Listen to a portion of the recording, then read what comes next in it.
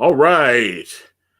Okay, I see some people in the chat already. Thank you for your patience. In case you are confused and wondering who I am, my name is Antonio Bryce. I am the creator of the comic book series Brand and its upcoming sequel, Brand Way of the Gun. The link to the pre-launch page there, you can get on that mailing list. It's in the description.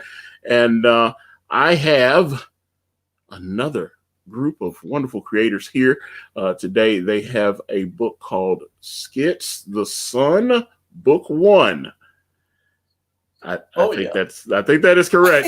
Matter of fact, let me do this because this is only the second time I've had a husband and wife team on the channel. We had the team from the Grim Reaper here, Carla Tornielli and her husband John, but I can't remember his last name. But they're nice people. Alrighty, so please introduce yourself to the people that are watching.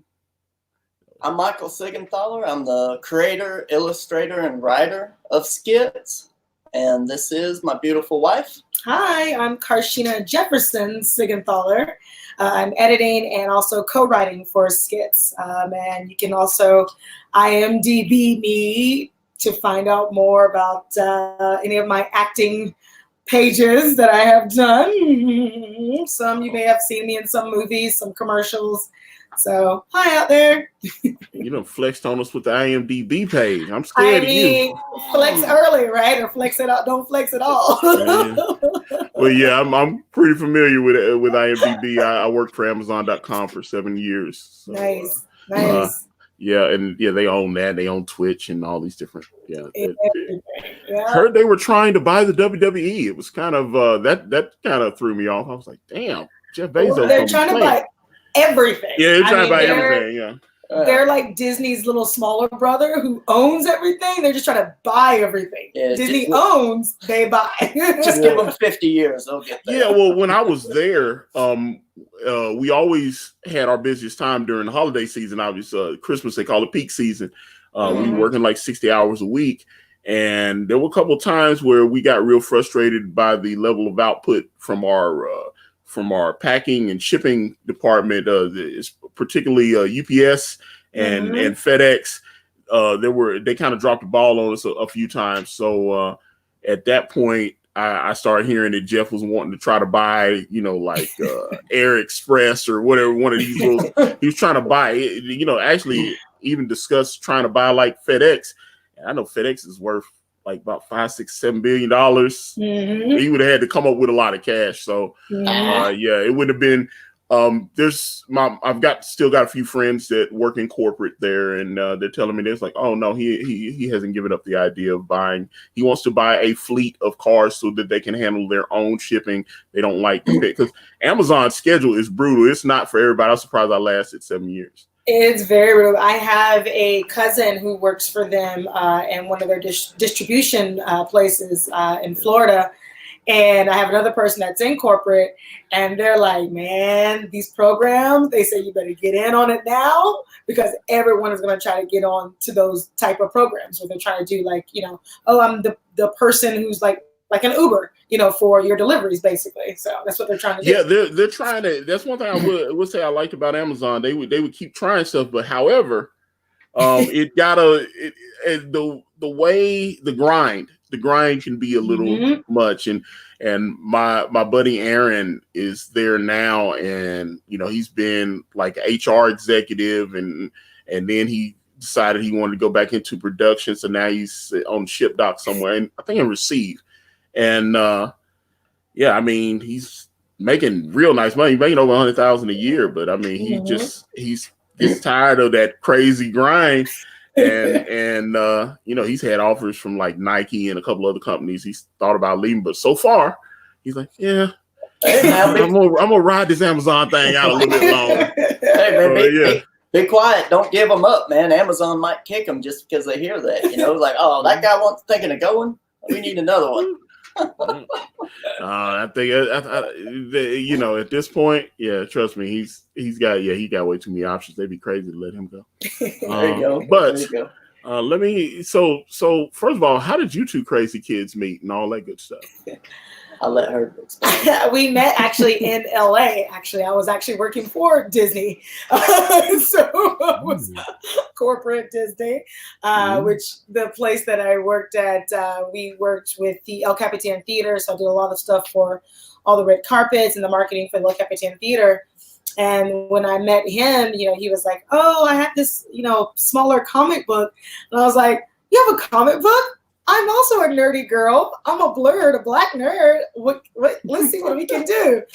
And then so I just start calling around, did some of my contacts, and then I was able to get his first book into some of the comic shops out there in LA. And everybody was like, "Wait, what? Who is this guy?" And I was like, "I just called some friends." And they were like, "Yeah, Disney friends." And I was like, "Whatever." But then, we dated there, and then we came back and together some years much later. Yeah, and, she forgot to tell you, this was like 10, 11 years ago when we first met. Yeah. And we just kind of came back together recently and got married, so.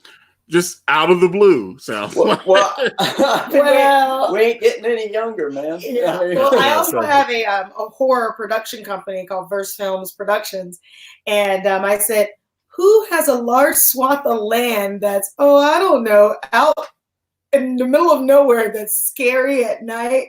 Let me just call Michael." And he said, "Yeah, sure." He brought out my production crew and everyone, and we, rekindled, and everybody was like, "This is pretty awesome." So we're got a couple of movies filmed out here, and so I was like, "Whoa, thanks so much." So. I was like, you actually kind of made me have a little thought when you said you were blurred. My buddy Jamal Baraka created on Facebook The Extraordinary Journey of a Black Nerd. That group, I don't know if you're in there, but like 245,000 people. I'm in there. Yeah. I'm in there. I was just like, he's got they be having some interesting conversations in there. They do. And it's different. So salute to Jamal. It's just like that brother is putting in that work as well. And I know he loves comics. He loves comics. So sounds like you both love comics. I know, Mike, you said that you told your wife about your comic and all this kind of stuff. So, I mean, tell me about that. I'm like, what brings you to the comic book industry? Well, I've always been really into it. Actually, comics really got me interested in drawing in the first place. I was probably in about 6th grade, and I had an art teacher that was actually kind of cool. She was like, "Sit down and draw this," and I was just kind of like, "Oh yeah." She could tell that I had an inkling for it. So but I was like, "Man, this is boring. I don't want to draw a vase and stuff like that." And so she was like, "Well, what do you want to draw?" I was like, "I don't know. I kind of like the Teenage Mutant Ninja Turtles, So she was like, "Well, go ahead and draw that," So that really is what got me interested. And from that moment when I first started drawing, it was like the one thing that I clicked onto for the first time in my life where I was like, I really like doing this. So I just kept on doing it. I ended up going to Savannah College of Art and Design, and I've showed in art galleries doing fine art and stuff like that. But I was working for McFarlane Toys for a while back in around 2007, 2009. Nice. And when the economy went south, they basically just laid off like half of their employees. So, I know Vinny Tartamella. He used to. Yeah, that's one of the things I've seen Through the Woods, and he's talked about that. So, awesome. We were actually on a show just a little bit ago, and we talked a little bit about that. We both have some individual stories and stuff like that we'll probably have to get together and do a stream about at some point. But I got laid off. I was like, well, I've always been drawing comics. I always had these characters and stuff like that. So I was like, well, I'll just try and do a comic book. So I ended up like doing 3 floppies, and it wasn't nothing that I really sold anywhere back there. And it's kind of tough to do things online. There's like so many different sites, and you had to be in the chat rooms just talking to everybody all the time. And they didn't really have the crowdfunding thing, where it was kind of like a centralized network, or YouTube wasn't really big for that sort of thing at that time either. So at that time, I just did that for a little bit, and then I went back to doing what I normally do, design and stuff like that. But recently, I was just like, I see what's going on IndieGoGo, and I see a few channels on YouTube, and I was starting to back people and stuff, and I was like, I pull out my stuff, and I'm always drawing anyway, like daily, and I'm like, dude, I'm actually really good. I should probably just try and do it. Before I get too old, I should just go ahead and do it right. So that's why we're here now. It's like we got to get in it, got to get on it. And I saw Tinfoil Hat Nick. Hey, thanks for showing up, Tinfoil Hat Nick. I love you, Nick. He was the first person to have us on the show. So love Nick. Yeah. Nick promotes my stuff more than I promote my stuff. Exactly. I'm like, wait a minute. I'm like, did I agree to give you points on the package or something? I don't know. But Nick is awesome. Yeah, I definitely appreciate it though, and it's always a good thing when you see people get behind, and because I honestly can say that I know with my success without the people that this would not be happening. So exactly. Which is why we're trying to do all these streams, people's shows, wherever they are, because we're like, hey, this is our agenda. We're pushing a great product, and we really want you guys to be part of it. When Michael does some of his art online, like we're starting to do some stuff online now, people get to see some of his concept art and say, hey, he's not just hype, he's not just a hype, guy. He's actually, doing it, and to come along for the ride, which is, people are like, oh, you can actually draw. He's like, yeah, I can do a little something, so. Yeah. And let me see here. Let me see. Tinfoil Hat Nick says, it's my pleasure. I love good comics. Well, Nick, if you love good comics, why the hell do you promote brand? I've heard it is utter shite, and it's the worst stuff I've ever. That's what it is. So, but I will accept your promotion in either case. And we're getting ready to go into the next one. So I was like, yeah, because this has actually been. This week has been crazy. I mean, because I'm getting stuff is starting to come in from all over the country. I got my printer. I got my printer. I got my scale. I got a bunch of mailing labels. I've got Gemini mailers. And now I've got within the next few days, I'll actually have printed comics, and I need some of the backer rewards to come in. I've got T-shirts ordered. All the stuff is coming. So yeah, oh God, it's I'm a little nervous, but we're gonna make it happen. It's always nervous. That was one of the things we asked on another stream. We were like, so do you get nervous? And they're like, every single day when it gets, like, the moment you press live, like my campaign is live, that's when it starts going, yeah. So we're excited to be in that stage soon. We want to hear from the big boys who's done it before. So that way we can hopefully avoid some of the pitfalls, as well as learn some from the successes as well. So, all right. So let's get into it. Tell me about Skits, The Sun. Tell me about this comic. Well, let's just give you the elevator pitch, and we'll roll from there. So the elevator pitch is Skits is a book about a guy who can't tell the difference between his dreams and reality. Simple as that. Yeah. So if you want to go into it a little more, I can actually tell you where the story comes from. Yeah, I was like, that was quick. I was like, wait a minute. It's an elevator pitch. It's an elevator pitch. I know, like, whenever I go on shows, I'm like, here's the elevator pitch. They're like, we're supposed to be quick. We got to get it going. That's a true elevator. Well, like, I don't know. When I did my first elevator pitches, it's like, although my first elevator pitches were horrible. They were terrible. It's like, yeah, you gotta get to the point, but you got to give them a little something, It's like that makes you want to go, okay. So once you get to the okay, then that's when you get into it, because that's how you fight, right? Well, yeah, I was just like, I said, okay. And then I was expecting more. And you need the big picture so you can go back and start asking questions. Like, okay, that's the big picture. Let's dive into it, And so anyway, where it comes from is, basically, after I graduated from college, I was working at a TV station, and I was working the graveyard shift, midnight to 8 a.m. And what happened is I was having a hard time sleeping because I was trying to sleep during the day and work at night. And it just wrecked me. I felt like I was half asleep, half awake all the time for months. And what ended up happening is I started having these dreams, these sequential dreams that were going on like every day. And like one would end and the other one would start up right where the other one, ended. So I documented them, and the character comes from a straitjacket that I actually had. I'd been given one in high school, and I was actually in my dreams as this character in a straitjacket.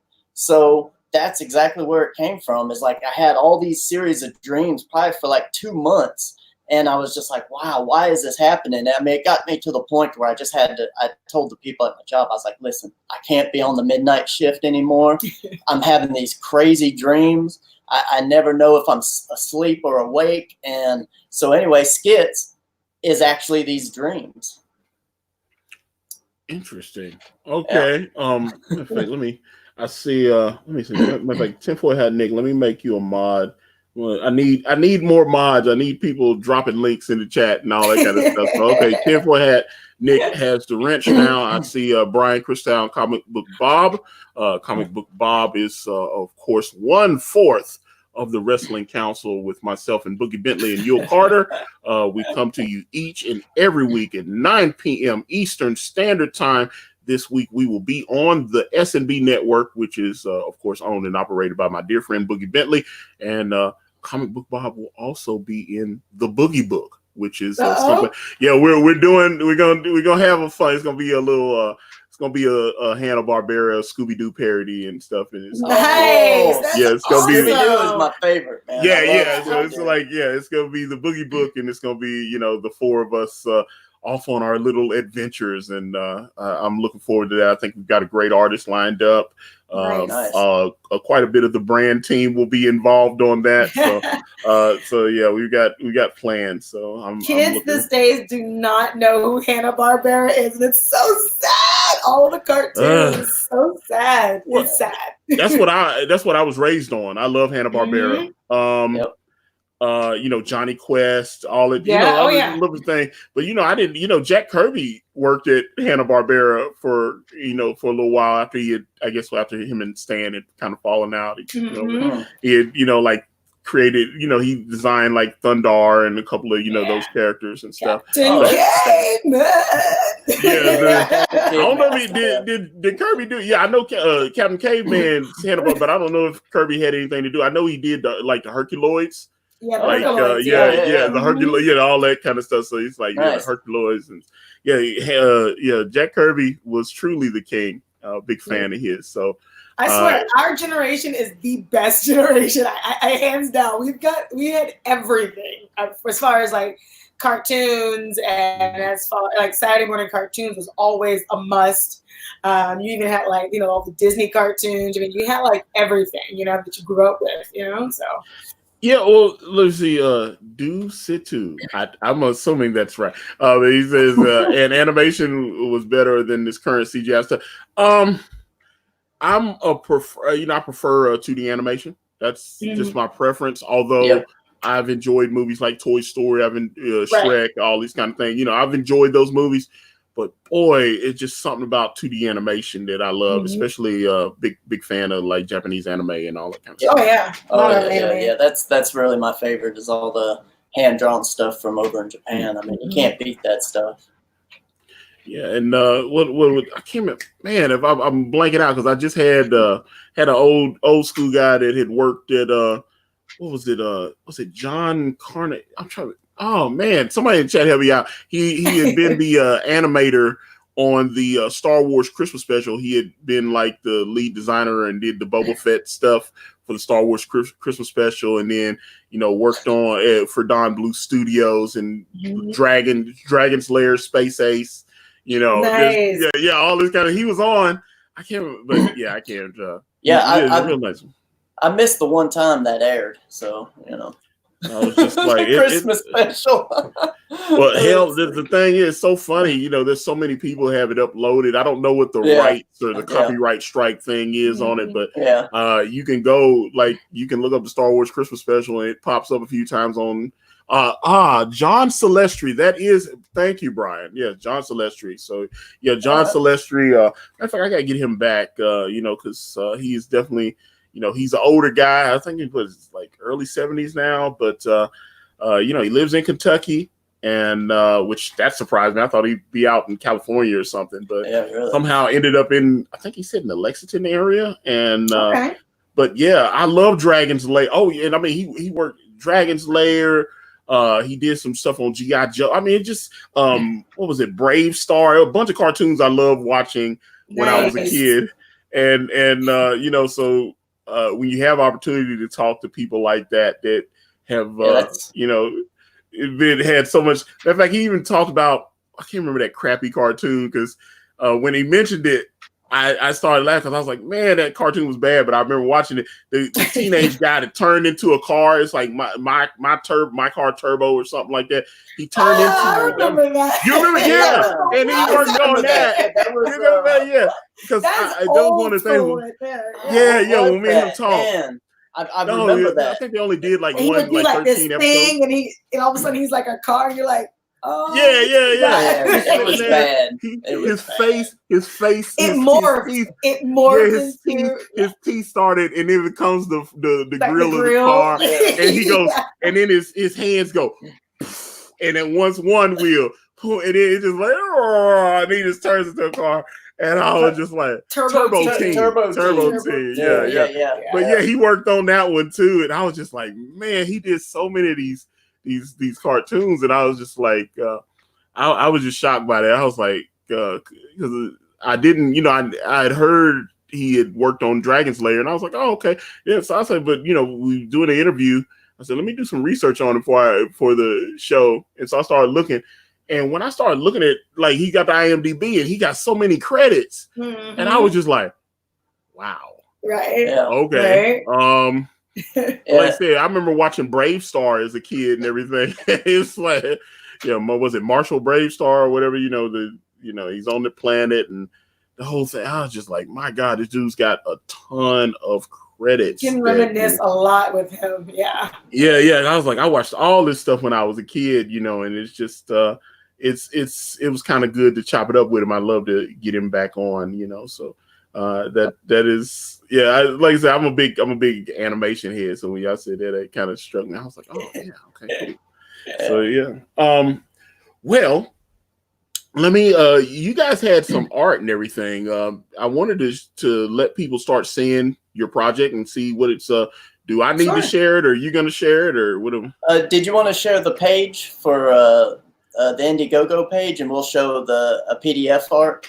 Well, actually, which one you want to do first? Because when I start sharing, it'll only show what I'm sharing or whatever. So I've got the IndieGoGo page linked in the description, and they're dropping it in the chat. But I will do whatever you prefer. So if you want me to we'll go ahead and share our PDF here. We'll share our screen. Okay. And we can actually just start talking about that. All right. Oh yeah, he did work. He worked on He-Man. I forgot about that. Yeah, how did I forget He-Man? Yeah, he worked on He-Man. He-Man. Oh, and the Masters of the Universe. Okay, hold up. So let me do the screen share thingy. Bam. All right. Matter of fact, let me give it the full screen so everybody can see what we got going on. All right. Sweet. Nice. Oh my. So this is kind of okay. So is this your state? Kind of got like a painted style? What's going on here? Yeah. Well, this is a concept art for the actual comic. And what I wanted to do is I actually wanted to capture certain moments in the story so that people could see, hey, this is what's going to be in the book. And here's the excitement behind it. It's like, our goal here was to like hit people in the face with visuals immediately. People like to share like just sketchings and drawings and stuff. But I actually want to do concept art and say, hey, this is what you can expect from our comic. This is the type of coloring. This is the type of drawing.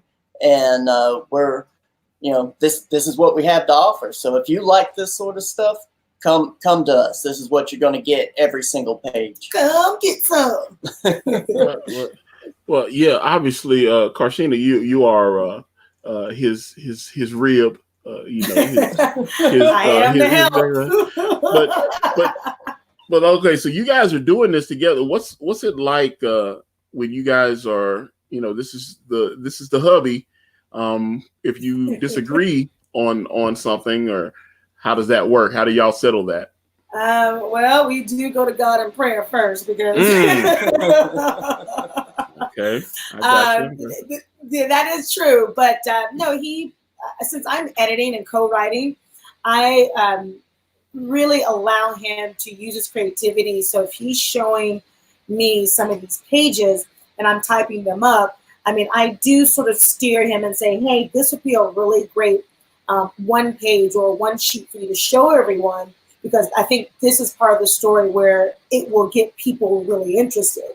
If we have got a book that's, we want to do roughly around 60, 70 pages, I mean, if it's going to look like this, there's just way too much to like, what is my favorite? And so as I'm typing and as I'm putting everything in script form, I really go by what I feel or what we feel together when we discuss it, what will really make people like sort of, I guess, wag your tail. And this is one of the pages that when you see this, I mean, look what your first reaction was, like, whoa, okay, what is this, right? So it means I've done my job, so. Well, I'll tell you what, she's way too nice. I'm gonna give you the dirt. Like, I got really good ideas, but for me to arrange them in a manner where other people can understand what's going on, you really need a good editor. I mean, that's just hands down. I'll write it all out, and she'll say, listen, you need to kind of add in a little here to help out with the storytelling aspect. You need a few callbacks. You need that sort of stuff. So that's really where she comes in. It's like, and also like spelling and all that sort of stuff. Like, I'm just terrible at that sort of thing. But she just takes it all and she says, this is a great rough. Let's kind of rework and add some things so that the pacing is a lot better. Because that's really something that she focuses on, being in the movie industry and stuff like that, is pacing and, all script writing as well. Yeah, so having a production company, I have to make sure that I have, all my lighting, I have this, I have that. So as I'm working with, other creatives, I sort of kind of orchestrate what I feel or how, as a collaborative effort, what is really going to get people to open their eyes to this. And I think with a page like this really opens your eyes. It's beautiful. Yeah. Matter of fact, I see you got some more there. Let me see some more of this art. Let's see what's going on, what you're working with. Oh, yeah, nice. Yeah, and I try and express to people when they look at this stuff that this is just the concept art. Once we actually get the art in the actual pages, which is stuff that we're starting to work on now, it is really going to pop, and it's going to be something more than this. This is just rough pieces that I'm just throwing out there. These are like 4 or 5 hour pieces. These are rough pieces? Yeah, exactly. Okay.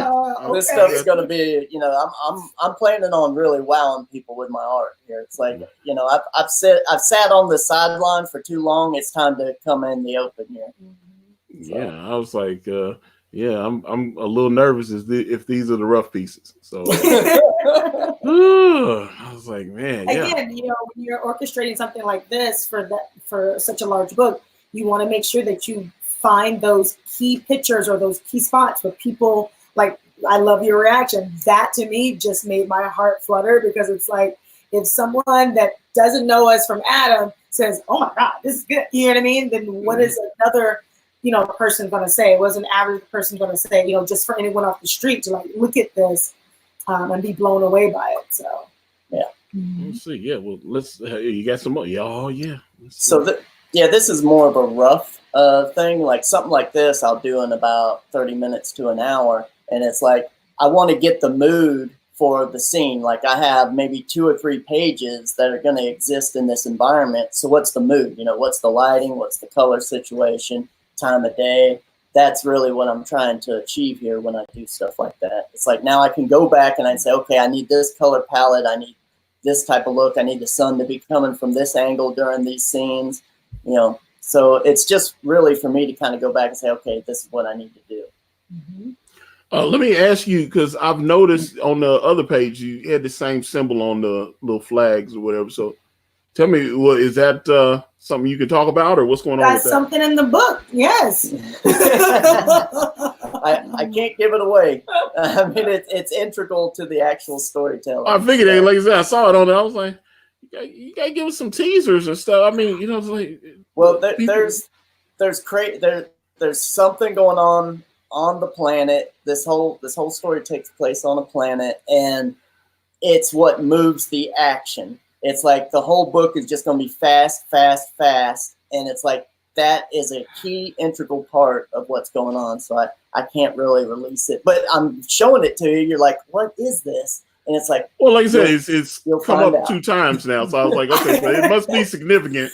It definitely is. And you have a good eye for that, because I mean, that is a teaser. I mean, so if you were able to see from that first concept page to this, and then you'll see it again, you'll be like, okay, now I'm really interested in what is going on. And that's what we want. We want people to ask questions so they can get really interested in the book. So when they sign up for the email list, we can share with them little snippets and little things that we won't share out with anyone else. Mm-hmm. So you will be able to get those exclusives about that. So yeah. Speaking of which, appreciate the mods in the chat dropping the link out there. Thank you. It's like, get that thing. Oh, nice. Oh, that's beautiful. Yeah, this is just a concept piece. Again, it's just a quick one, 30, 40 minutes. But it's 30, 40 minutes. I love it. Well, I'm using some photo reference here. I'm putting some photo reference that I took to actually where I'm like, okay, I know that there's a town on the ocean. I know there's a wharf. I know there's some windmills. I know there's a boat. And this is kind of what's happening. So let me just kind of throw it in real quick and bam. I mean, this one right here is like straight photography almost, just a little bit of paint. Well, see, the reason, and some people tend to take photo manipulation and act like that's not an art form, because I've seen a bunch of it, and the good stuff is good and bad stuff's still bad. That's why a guy like Boss Logic, I follow him on Twitter and Instagram. That dude, he got like 2 million followers, and he gets to do stuff for the NBA and Marvel, and there's a reason, because he takes a photo and then he turns it into this master. He's done stuff with LeBron James. I was like, my God, this dude is incredibly talented. Yeah. And some people was like, oh, well, he just took a photo and did some Photoshop stuff. And I was like, can you do what he did? You're like, exactly. You didn't do it. He did it, and he's making a lot of money. He's making a lot of money. That's why I was like, that dude, he does so much concept art, and like I said, I understand, why the companies like Marvel, because he got to do stuff for the Infinity War and Endgame and stuff. Yep. And I was like, that he just started off just posting shit on Twitter, and and people, it's like, oh, he's like, oh, well, this is what Jim Carrey would look like if he had played the Joker or whatever. He'll just take that and just manipulate it. And I mean, he's so good at it. And then you look at his posts, and they get 500,000-600,000 people, and you see a bunch of celebrities follow him and stuff like that. I was like, it's so don't sell yourself short, because like I said, this looks great. So you may have taken a photo and then just kind of tweaked it a little bit, but it's good. Well, here's really the thing: if you go back, and you actually look at some older comic book artists, like not really older for us, but older for some of the younger people out there, like Dave McKean, Kent Williams. Those guys were doing this sort of stuff. They were doing the photography manipulation, but they were also doing the drawing within.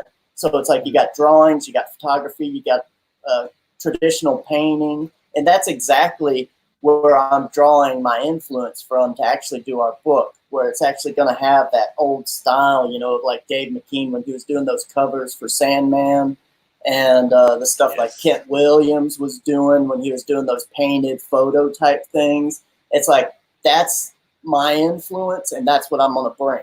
So it's like, I'll start out with this, and this will be like a starting point, but I'm also going to go back in. I'm going to do some painting. I'm going to do some traditional drawing within it. I'm going to bring all of that to bear in this book. And then plus, I mean, what did we say before? You don't know what's dream and what's reality. So when you're looking at paintings and pictures like this, it's like, is this part of a dream, or is this something real, for the character? I mean, look at this ship. I mean, that reminds you of something like steampunk. You know what I mean? Something in that vein. But you got this windmill, and you've got like the water. And so we want to make sure that when people see Michael's art, it's like, what is real and what is reality. Like, he can hand draw, the shit, I'm, sure, but can you really tell what's dream and what's really reality when you look at the art? So. Hey, that was deep. I was like, and and one thing with Michael, I was when you were talking, it impressed me that you actually are a comic book fan. Because I've had people on and I go, so why do you like comics? And then they go, I had an idea and I really what did you and then I was like, it was a horrible stream. And it was horrible. I mean, I fake it till I make it. But right. I was like, when you ask a question and they don't give you much, and it's like, you go, okay, so who did you read? Well, to be honest, I didn't really start reading comics until later. Oh yeah, man. I've been, Turtles was the first thing. I mean, I bought issue 2 of the original series. Eastman and Laird. Yeah, I mean, I bought I've never got the first one, but I bought the second one right on the rack when it came out. That was my first book. It's I've always told myself, I was like, if I get rich, I'm gonna buy at least a couple of the things. I'm gonna buy a couple of the things that I wanted. That my mom wouldn't buy me when I was a child. Right. And then so I said, one day I'm just gonna buy it just so I can have it. So I was like, I couldn't get this when I was a kid, but now I've got enough money to buy. And we just got the Ghost Rider with Frank Frazetta covers on issue 2 and 3, like the original. So we just topped our hats on that. Well, one of the reasons I said that, although, like I said, as just a few more weeks, I'll be 45 years old. And I started looking at certain things that I used to want when I was a kid. And one of those was the G.I. Joe USS Flag, the whole big thing. And, I see them on eBay popping up now. Some of them are complete. Some of them are almost complete, only have 1 or 2 things missing. They're still all like over $1,000. And I realized, I was like, do I really want a G.I. Joe USS? Because I could have bought one already now. I made a little bit of change. I could have bought something like that. And I was like, yeah, I don't know. It'll probably be something cool, comic book related or something like that. Think of it this way. I mean, you've got people out there, because I used to work with a lot of people that are the sneaker pimps, if you know about that culture. Oh, yeah. Where they're literally spending like hundreds of thousands of dollars just for a sneaker that came out in 1984. And I'm like, really? No, for you to get your comic, get it. No, that buddy of mine, Aaron, that I was talking about, I actually drew him. Had him draw. He was surprised. I had him drawn. I had Kanan draw him into brand as Malcolm Waddell, one of my main character, Dawn, her uncle, and he is a sneakerhead. That's one of his things. Yeah. Where and I was just at his place in Inglewood a few weeks ago, and that's one of the things. You open his closet up, he got damn near. He got boxes and boxes of, and he keeps them. He keeps his shoes in pristine condition. Fresh. They have to be, because that resale value is strong in that community. I mean, it really is. And he helped me too. They have a shoe hustling thing on Instagram. There's a whole culture of those people. Oh yeah. And I did not realize, and these people would have they'd have 30, 40, 50,000 people follow them. Everybody's trading and doing stuff and making, and he said, yo man, I just got a couple pair of sneaks I bought off the gram. And I was like, you actually did that? Because he sent it to me. He sent it to me, and I was like, I'm not, I like, I get a nice pair of shoes, but I'm not into it the same way he is. I mean, he's like, yo, these are the 89 Jordans, bro. You just don't understand it. I'm like, Air Force One, bro. Yeah. He's like, he's got all the different stuff. So I'm sitting going, it surprised me. Not to mention, they've got sneaker channels on YouTube now. Yeah, so I used to work and market for them, so trust me, I know. And you've got kids who, because their parents are, sneakerheads, and obviously they're growing up. You've got these kids who are literally busting out like $2,000, because they make these deals like on the convention floor just like that. And you got these little 7 and 8 year olds that are like, how much you want for this? How much you want for this? And they come in their little suitcases full of shoes. and they're like hustling $2,000 here, $1,000, and it's all cash. And I'm like, at 7 or 8 years old, you walking around the convention floor with $2,000 to buy a shoe that was like way before your time. That is some strong stuff, you know. So that's crazy. Comics, in a sense, if you are a serious collector and buyer, that's what you do, you know. Well, see, that's the thing, you know. I enjoy seeing other people's hobbies because, like I said, I'm into comics, and it sounds like you guys are into comics as well. But I found that you know, like say you're a boxing fan or something, you collecting sports memorabilia, and those people that are collecting sports, they're just as passionate as a comic book fan or whatever. And I started going on Instagram, and a buddy of mine, he was collecting Hot Wheels, and I was like, collect Hot Wheels. But I mean, I've collected toys before, so I was like, I've collected toys before. And he was like, no. He opened this gateway for me, and he started showing me the way they was doing Hot Wheels on the gram. It was different because there was these dudes. This dude had like 40, 50,000 people following him on Instagram. And his whole thing was he can repair Hot Wheels. He can trick them out and customize them for you. Wow. He'll do repaint. Yeah, he'll take the rims off one of them and put them on. I did not, and I was like, this is stupid. Nobody expect. He's making a grip doing this. And and I saw the guy I watched some of his videos. He's on YouTube, and he's got like 180,000 people following him, and his whole channel is just setting up and restoring Hot Wheels. Yeah, he had like sanders. It was like working on a real car. He's like, okay. Yeah, he was like, okay, so this Hot Wheel, this came out in Series 4. This is a 1977 Corvette. The client wants me to do a restoration on this. And he's like, as you can see here, the body has been kind of rusted away and everything. So he said, I think I can salvage the windshield. I'll have to replace the wheels. And he goes into it. He's like, he starts unscrewing, and he'll take it, and he'll put the paint dissolver on there. He'll take it in the little sand buffer, and he'll just he'll take the sand buffer and smooth the body back down, and file it down. Then he'll repaint it and make it. I mean, when he gets done, but somebody paid him like $150 to do that for that little car, but putting it in their collection, obviously those cars are rare and they're worth a lot of money. So I was I just didn't know. Well, hopefully we'll have someone, we'll ask for our art. We'll ask for Michael to draw something, and he can make the sounds like, like I'm putting a crosshatch here, I'm putting this here, or something. Well, since you said that, Michael, do you actually do traditional art? It looks like everything is digital at least for now. Well, right here, this is traditional art that's up right now. Yeah, so this is my pencil and ink work right here. And this will be kind of close to what you'll see in the book right here. And I wanted to have that feeling of like Frank Frazetta, Jeff Jones, Bernie Wrightson. I want to have that old feel to my pencil and ink work. So that's kind of what this is representing right here. Excuse me a second. Let me get a drink of my sweet tea here.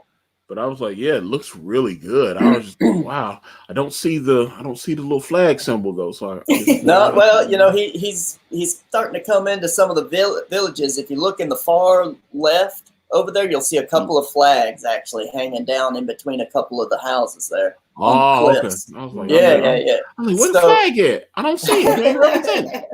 So what I want to do with mine is actually create some sort of depth to every panel. And what you have here is I'm using inks in the foreground because, as you know, as you create art, you get everything recedes as it goes back. It gets lighter and stuff like that with atmospheric perspective. So I got my inks in the front, I got my hard pencils in the middle, and in the backgrounds I'm using light pencils. So when I actually go in there and start doing coloring and everything, like you've already seen in some of the other ones, it'll, it works with what I'm trying to achieve. If that makes sense to you here. Well, like I said, I just like the work. But okay, so when you finish this, do you just scan it and then do your photo stuff on it, or what do you do? Yep, I just scan it in and away I go. So man, that's fantastic. Yeah, here's another pencil page right here. This page right here is just straight pencils. So and scanned into the computer, obviously. Let me see. Okay, hold on. And Mr. G, I'll check for that. Let me I'll make sure I'll answer you back, sir. Thank you. All right. Let me see. Wow, that is nice. I really like this nice shading. Nice Thanks, really, I appreciate it. Really yeah, appreciate it just looks really good, man. I don't guess you have any sequentials yet though, right? Because these are all like, or No. this is the way the sequentials are gonna look. This is exactly how the sequentials are going to look like. Only, once I get the pages done, it'll be colored and, I'll jazz it up a little bit here and there. So Yeah, man. All right. But I had to do a few pages where I'm like, okay, people were like, oh, you're just doing concept art. What does your actual work look like? Well, I was like, well, here's what it looks like. I'm good. I'm on top of my game. Don't you worry about it. Oh yeah. And this is a little promo. I did this for a video to promote the channel and the comic. I was like, okay, I want to do a piece after Todd McFarlane's Spider-Man #1. That was like a huge book for me when I was younger. And I was like, I want to do skits in that, take that traditional thing right there. So this is a pencil piece I did for, after McFarlane. Apparently, I don't have the right Spider-Man #1s because I have they had the newsstand edition, which was kind of like the greenish background with the webs, and they had the one with silver webs. Yep. And then they released, which I don't have, they released the second printing of it with gold webbing. Yep. But the one everybody that I see selling on eBay is the platinum edition, which there were only like 2,500 of them made. Yeah.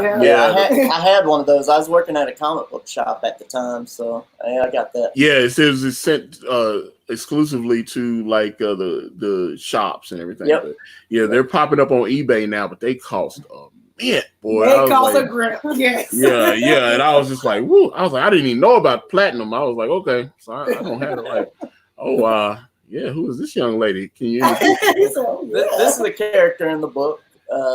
Again, I wanted to show like traditional painting styles, so it's like I'll be doing a little bit of everything. So I'm also going to bring in some traditional painting styles and collage and stuff like that. So I was like, okay, here's a character. Here's some of the stuff that you can expect from me. It's like it works with my digital work. It should all flow seamlessly and have a real nice look to it. So I wanted to kind of throw that out there for people too. Plus, you got to do some women. You got to have some hot women in your book. So, I mean, you got hot guys, you got to have hot women. Well, matter of fact, I believe your lovely bride had mentioned this earlier, but how many pages is this book going to be? 60 to 70. Yeah, okay. That's why I was like, okay. Yeah, we're still trying to hone in on the actual page count because we're tinkering with the script and stuff. And if you can tell, like what he does with it, it's not as gratuitous. For anyone that's all offended, it's like whatever. It's a great pose. It is very sexy. It's to the point where you've seen this style where women pose this way, but it's also whimsical. I mean, if you look, she's like sticking her tongue out. You know what I mean? And it's just as red as her shorts. She's wearing like these boots, and which is, can I say already, an exclusive boot is an actual character in the comic. So Antonio, you just got an exclusive. You just got an exclusive. Oh man, look like she got the Lobo boots though. She got the Lobo exactly. boots. Yeah, exactly. But these are some of the things that we want to share with people and say, yeah, it's great, and it is an all ages comic as well. So my comic is not an all ages comic. So yes. Well, we want everyone to buy our book, as many people as possible. I want everybody to buy mine too, but I don't know the way I saw the story. I didn't want to try to. Although, like I said, I had a few months ago, I had Jeff Smith on this channel, and I read Bone when I was like 16, 17 years old, and obviously his stuff is very much more kid friendly. Although some of the later stories that he wrote, are a little bit more mature thing, but he still keeps it, where anybody, like a Scholastic will feel comfortable publishing it. Right. It's a grow up series. I mean, if you're growing up, then the type deal. Yeah, man. Did you want to see some more? Or, please, whatever you're comfortable sharing. Yeah, please. Yeah, we'll do that. Okay. Yeah. Once we show him the artwork, you can go over to the IndieGoGo page. Yeah, because I've got it pulled up. I just gotta. Well, I just wanted to reference this scene because of the movie that we did, as well as the trailer. I just wanted to have people like reference which one was which. Yeah, we did a little trailer. It's like Skits coming soon, and we wanted to do it where it's actually the character. So we hired this guy to actually, be in the costume and, do all that sort of stuff. So that's something, if you go to our page, our YouTube channel, you can actually see those. We got a little short one, which is what this is right here, saying that Skits is coming. And then we also got another movie, which is about 5 minutes long. Yeah, it's about a 5-minute movie. And it's actually a scene from the comic. So people. So you guys actually have a YouTube channel. Oh yeah, we do. Tell us about that. What's going on the YouTube channel? Well, it's called Skits Comic, so that's easy enough. Right. And what I do a segment called "Come Get Some." And literally just with that much energy. I got really scared when you did that. That really made me uncomfortable. Well, when we get off of the art, I'll actually show you exactly. So you're like, oh, okay, that really was scary. No, but I give, opinions, and I give my reviews on comics, indie comics, as well as comics that are, that you see at your local LCS, your local comic book shop. Anybody that wants to send me like any zines, any web comic stuff, and I just talk about it. There a lot of positivity because a lot of them are actually really good.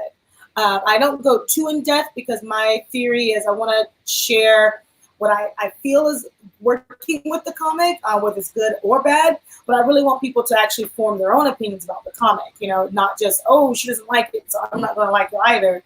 That type of deal, because you can influence people and people can influence me by saying, oh, well, my comic is like the number one thing. I'm like, yeah, but it sucked. I'm sorry. And I'm going to be honest about it, but I will find some positivity about like what colors, whether the lettering, because that is an art, having a good letterer, whether you were able to, put the story together, at least find something that's worth it, because there's a lot of people out there who, like us, are in the indie industry or that's been in the industry before, just want to do like a little side thing. And you can sometimes tell, okay, Will Ferrell, you are funny when there's a team, but but then when you do your own Elf movie, you're funny for 1 or 2 movies, but then it gets old. You know what I mean? It's like you didn't change up. Sorry, Will Ferrell, I love you, but you didn't change up. And I'm very honest about that. Let me actually, because I'm gonna pull this off. I'm gonna pull the thing up because I saw you had a video on there. Yeah. And I want to show the video and let people, let me see, share my screen and make sure I hit the audio. Boom. Let's see what we're working here.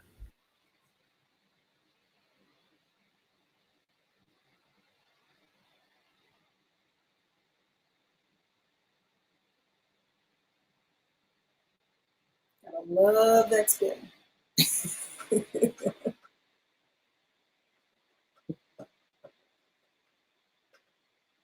Well, we can spin it another way.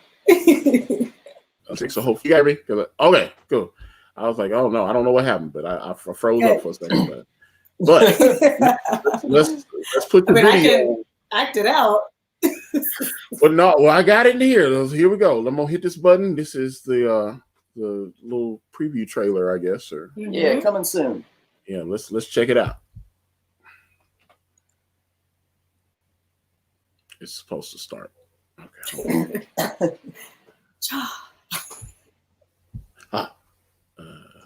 Aha. There we go. Escaped 5 days ago from another psychiatric hospital. Apparently he was diagnosed schizophrenic. Highly dangerous. How long can they be held?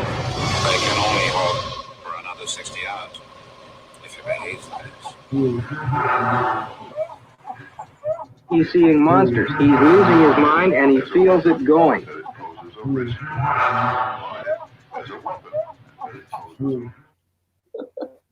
Aha! Okay.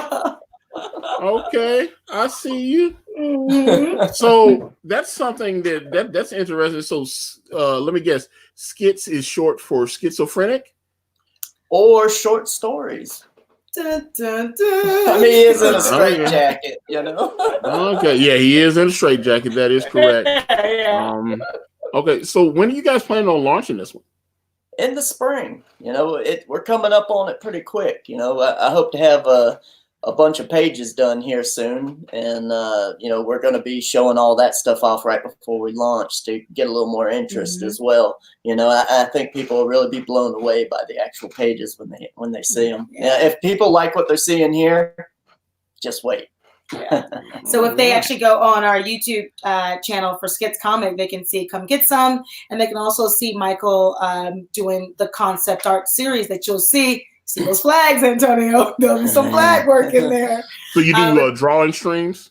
Yeah, Yes. I do some live ones where, you know, I'm actually going through and showing like me actually developing the characters for skits. That's what I'm doing right now is I do some time lapse as well, but you know, I do some concept work. I do some time lapse ones where I just talk over because people don't want to sit around for hours and hours, you know, all the time. But for those that do, you know, we got that as well, you know, so we got the live ones, and then we also have the time lapse ones where people can actually see, you know, what it looks like after about 6 hours, but only in about 10 to 20 minutes, you know, so. Okay, so the book's going to be at least 60, 70 pages. You're launching in the spring. You know, we just showed the little teaser there, and some really cool art was being shared on your end, which is awesome. The chat seemed to like it. So let me, as we close this one out here, how do people connect with you? How do they find you? I see you've got @Skits Comics there on your thing. So like tell people how they can reach you like on social media and all that stuff. They can find us at Skits Comic on Twitter. They can find me at Come Get Some Too.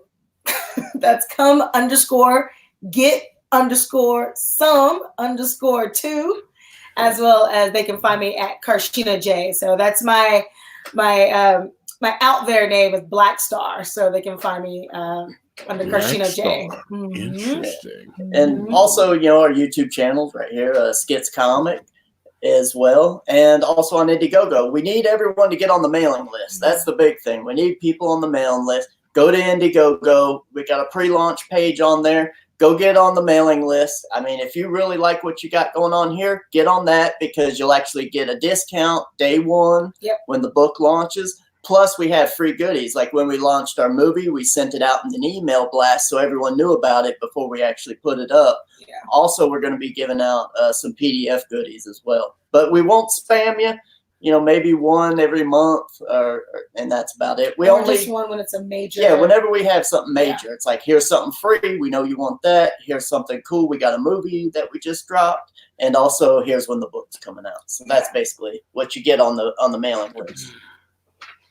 Well, all righty then. That just like I said, this is a book looks pretty cool. Definitely, Michael, you're talented as an artist. Oh, well, thank you. Appreciate that coming from another artist, you know. No, I can't draw for shit. I'm a writer.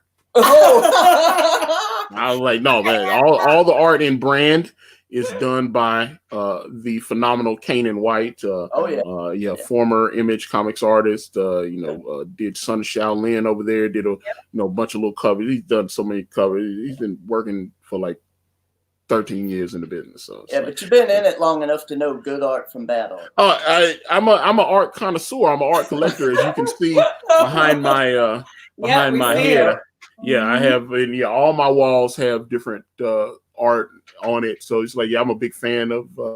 That's one thing. With everybody doing so much digital work, it's hard to get. Because I got Sanford Green behind me, Matthew Weldon, and of course Rob Willis, who Matthew and Rob have both done variant covers for Brand Way of the Gun. So so I'm trying to collect. I don't know if I'll get all the covers because one of them's going to be from Mr. Ethan Van Sciver. So I don't know if he'll let me have that one or not. I promise you, I'm going to show you. It's Come Get Some. That's what it is. So there you go. Come. Yeah, I used to the energy and. It's like, man, just moving my hands like that, it wears me out. But We just launched the Come Get Some live, so that way we're gonna try to share our hand and maybe have some people on our show live. We're starting that out, and anyone that wants to promote their stuff. So it's Come Get Some live. I'm coming to get it. All right. Well, all right, guys. I have really enjoyed Karshina and Michael. It's been fun talking with you guys. Appreciate you coming on. And so I wish you, as they say, bona fortuna with the upcoming launch. And it looks like y'all are. You guys are pretty happy together, so keep doing that. We both speak Latin. There you go. So, all right. But as far as me, if anyone wants to reach out to me, I'm on Facebook, Instagram, Twitter, and right here on this YouTube channel. Everywhere is at Akari Press. Please get on the mailing list for Brand Way of the Gun. We are launching. Matter of fact, I got to talk to Kaden and figure out. I think I might have comics here within the next few days, so we can start shipping out. So, appreciate all of the support so far. But as always, we'll be back. Let me see. What am I doing tomorrow? Wrestling Council, S&B Network. Okay, so I'll be there. And then Sexy Party on Saturday, 9 p.m. Eastern Standard Time, myself. And yes, Sexy Party. It is now streaming on iTunes, iHeartRadio, Spotify, TuneIn Radio, Stitcher, Google Play. Everywhere. It's everywhere. And of course, the live broadcast right here on the Akari Press channel. Guys, I'll be back sometime. I don't know. I'm out.